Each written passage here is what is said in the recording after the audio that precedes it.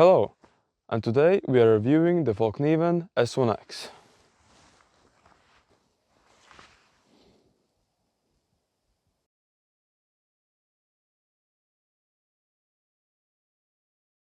It's an amazing blade, but it has some major flaws, and those flaws I will show you. I will show you the good things and the bad things about the s1x. Now the blade length is 13 centimeters. Overall length, if I'm not mistaken, is 24 centimeters. It has a COS steel. It's laminated between two softer steels, so it's like a steel sandwich. Hard steel in the middle and soft steel on the sides.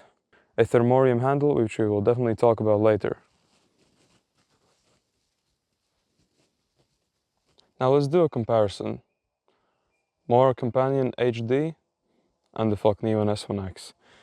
Now you may be asking why the Mora.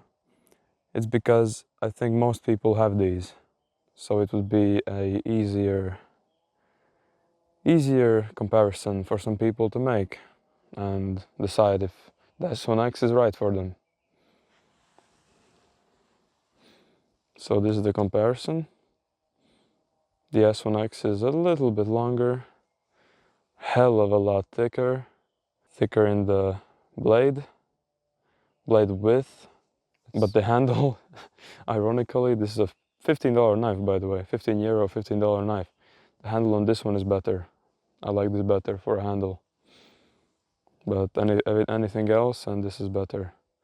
I mean, maybe in carving this also beats this one, but I've modified this one to be a convex grind. So yeah, the comparison. Now in the aspect of chopping, it's a short blade. It definitely is not made for chopping, but it can do it. Let me show you.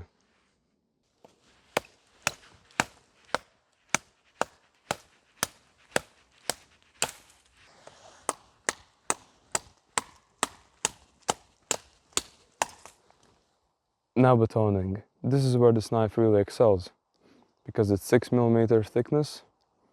It sure is a batoning beast. You can baton really good with this thing.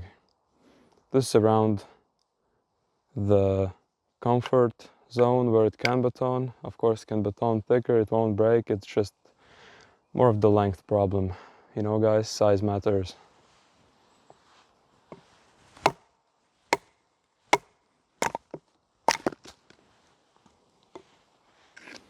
See, that really was not a problem for it at all.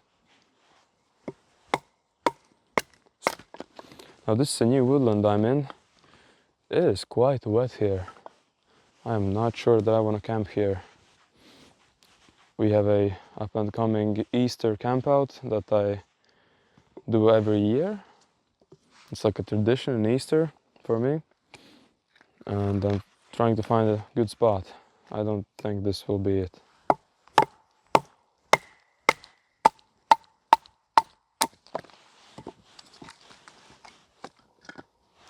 Now I've had this knife for about 4 years.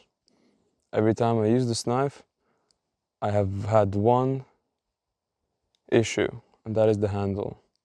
Now from the test you just saw, I already felt the handle. Now perhaps that could be better with some gloves, but not always will you wear gloves. Now to the problem. It's this part of the handle. This is sharp, it's biting into your hand. And this is even worse. When chopping, this just bites in your hand. And your hands, after imagine a day in the woods all day, and you just keep getting bit in the hands by this exposed tang, which is not covered by the handle, as you can see in the video. That's a big complaint. This is the falling matter of the knife. First time in a while I've carried this knife out, and purely for the review. I don't carry it because the handle is just horrible. The handle really is horrible. So that opens an opportunity. I will probably fix it. I'll make a new handle and make a new sheath. Now let's do some feather sticks. Choose the best one, the straightest one. Now convex grinds are popular for making excellent feather sticks. really curls the feather stick. Of course, with the drier wood, this would be easier. The curls would be more curled, but yeah, it's fine. It definitely does it great.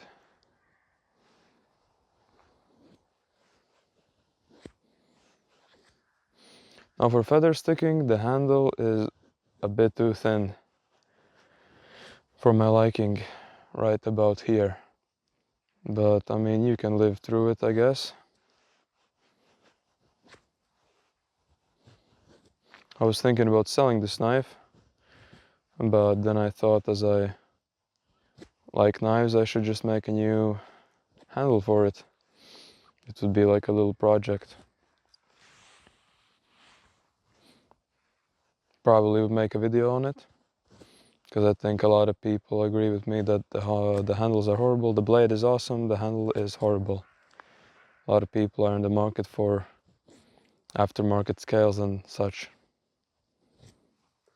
which are hard to get. There are no aftermarket scales, only if you make custom ones. And if you send for someone to make a custom handle, that could be expensive. Is it worth it? Maybe not. Maybe it's just better to get a bark river, like the Brava one. Or the Brava 1.5. I have the 1.5 version. It's a good knife. It definitely is a good knife. I like it better. Not doing a review yet on it because I haven't used it enough. I'm doing a review on this one because I've used it a lot and I know what I'm talking about this exact knife. So that's the reason why. I don't review stuff out of the box. Remember that. Now let's use the Fallkniven to throw some sparks. This is a fire steel, a really commonly used fire item to make fire.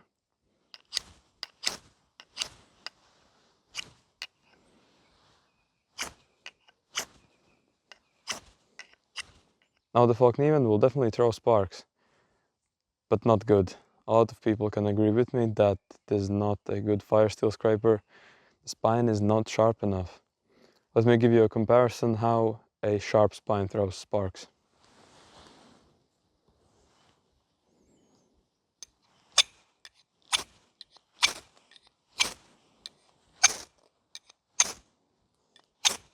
Now that's definitely a lot better, but this has a sharp spine. Do you think you can light this feather stick with the Fallkniven? I am not sure, because the feathers are not fine. And the Fallkniven does not scrape good.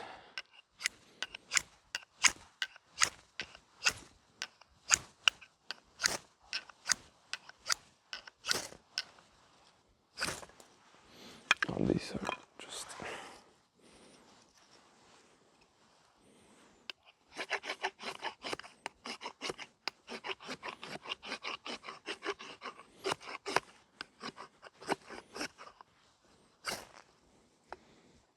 Let's try to do it with this knife. See if this is better.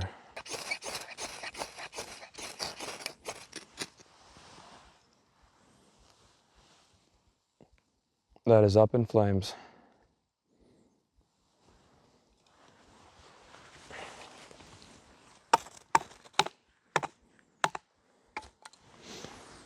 Beat the crap out of the fire to put it out. Nice. Yeah, this worked out with this one. It definitely is the spine's fault, not the fire steel's. Now let's talk about the sheath. It's a simple sheath, it works. As you can see, a few modifications. I put the fire steel here. It works, and this is the newest sheath with the lock. It works, but I like Kydex better. Also, if you haven't locked this, the knife will rattle in the sheath.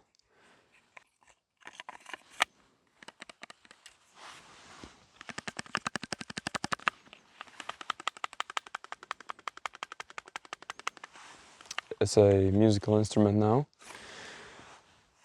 But overall, the sheath, it's fine. You can live with it.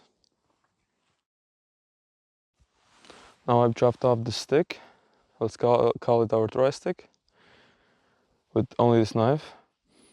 And yeah, I mean the chopping sucks on this knife. Just say it how it is. It's not the chopper. And it really is weird.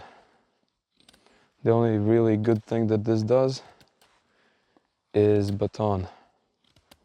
Chopping, it's too small. Carving, it's too thick. But you can still carve. Let's do a pot hook.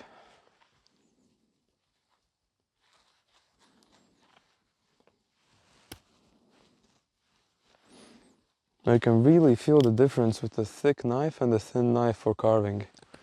That's why I don't really agree with overbuilding knives. And it kind of has become a trend to overbuild knives. A trend that is slowly dying. And I'm kind of glad it is dying. Now, of course, for military, sure, but for bushcraft, yeah, I think a thinner knife is definitely much better. Now, on a scale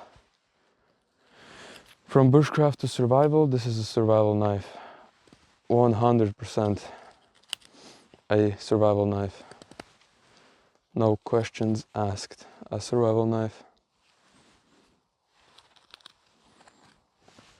You could call this the knife that started the knife hobby for me.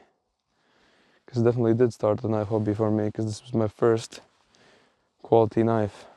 I think it's starting to rain a little bit. I have to get out of here.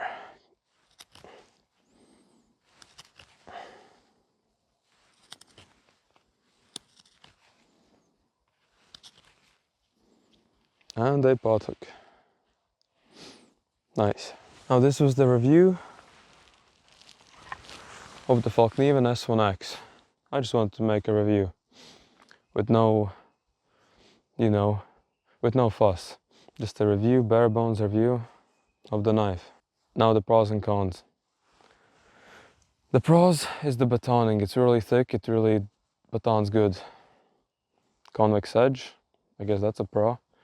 It's good, feather sticks good, and it's strong, really strong. Another pro is the steel. Steel is good. The COS is perfect stainless steel. Now the cons. As it was also a pro, it's also a con. It's too thick for carving. You can carve, it's just not experience. It's not a good experience. And also, the spine is not sharp enough, as we could see in the video. I could not light that feather stick. Another con is the handle. This is the biggest con for me. The handle is horrible. So, yeah. Thank you for watching. Appreciate your views. I appreciate the like, and I hope you consider subscribing. I hope you like this video. It's starting to rain. I have to get out of here. See you in the next video.